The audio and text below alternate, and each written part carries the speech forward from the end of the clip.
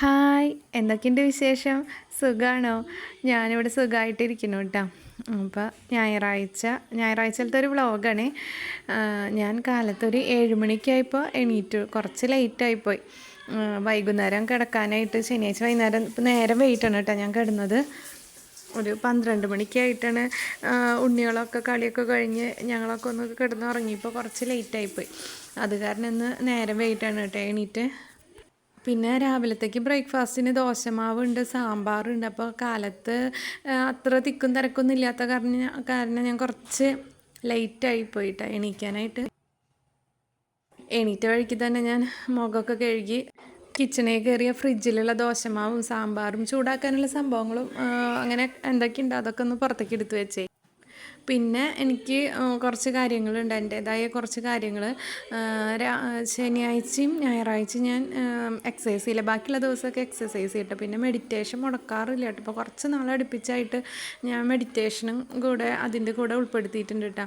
അപ്പോൾ കുറേ negative energy ഇല്ല, നെഗറ്റീവായിട്ടുള്ള ചിന്തകളും മൊത്തത്തിൽ നെഗറ്റീവ് ഒക്കെ നമ്മുടെ നിന്ന് പോവും. നല്ല ഹാപ്പിയാവും കേട്ടോ. അത് കഴിഞ്ഞത് അപ്പോഴേക്കും അമ്മ വന്ന് ജനാലയമ്മ തട്ടിയിട്ട്, നമ്മൾ കിടക്കണ റൂമിൻ്റെ ജനാലയമ്മ നല്ല തട്ടിയിട്ട് പാറൂസും പേടിച്ചു, ഞാനും അവിടെ നിന്ന് എണീറ്റിട്ട്. അപ്പോൾ അതേ അമ്മ ഞങ്ങളൊക്കെ പേടിപ്പിച്ച് നിന്ന് ചിരിക്കുകയാണ് കേട്ടോ. ഇങ്ങോട്ട് വാ, പിള്ളേരെ എടുത്തിക്കോ. ഞാൻ ഇതാട്ടെ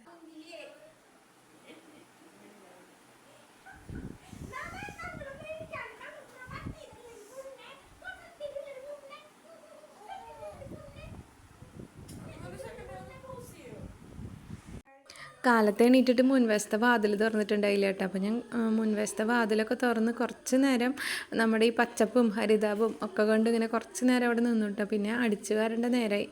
ഇന്നാണെങ്കിൽ സിനിമയ്ക്കൊന്ന് പോകണം. കാന്താരിയാണ് ഈ സിനിമ.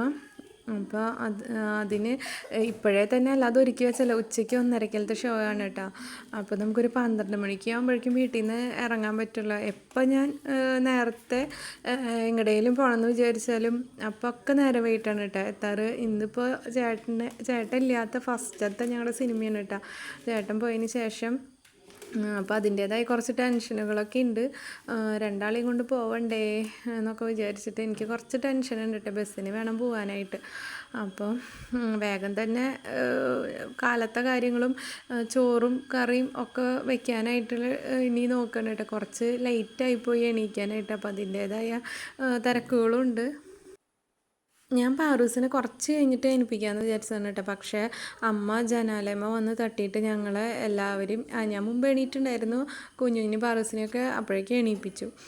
അപ്പോൾ അടിച്ച് വാരി പിന്നെ ഒന്ന് ഇറയും ഹാളും മാത്രം ഒന്ന് തുടച്ചിടണം, വിളക്ക് വെക്കേണ്ട കാരണം. റൂമുകളൊന്നും ഇപ്പോൾ ഇനി തുടയ്ക്കാനുള്ള നേരം കിട്ടില്ല. തുടയ്ക്കേണ്ടതാണ്, പക്ഷേ എനിക്ക് അതിനുള്ള നേരം കിട്ടില്ല കേട്ടോ.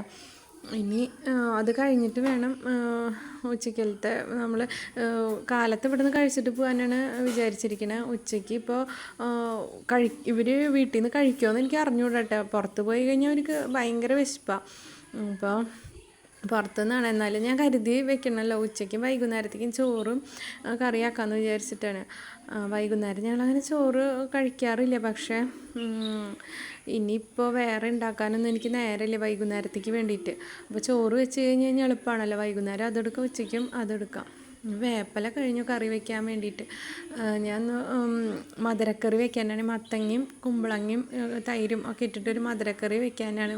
മധുരക്കറിയും പിന്നെ നെല്ലിക്ക അച്ചാറുണ്ട്, പപ്പടം, പിന്നെ ഇന്നലത്തെ കുറച്ച് സാമ്പാർ, അങ്ങനെയൊക്കെ ആയിട്ട് അഡ്ജസ്റ്റ് ചെയ്ത് പോകാമെന്നൊന്ന് വിചാരിക്കുന്നു. സാധാരണ ഞായറാഴ്ച ചിക്കൻ അങ്ങനെ എന്തെങ്കിലുമൊക്കെ വാങ്ങാറുണ്ട് കേട്ടോ. പക്ഷേ ഇന്ന് സിനിമയ്ക്ക് പോണ കാരണം അപ്പോൾ അതൊക്കെ ഞാൻ ക്യാൻസൽ ചെയ്തു.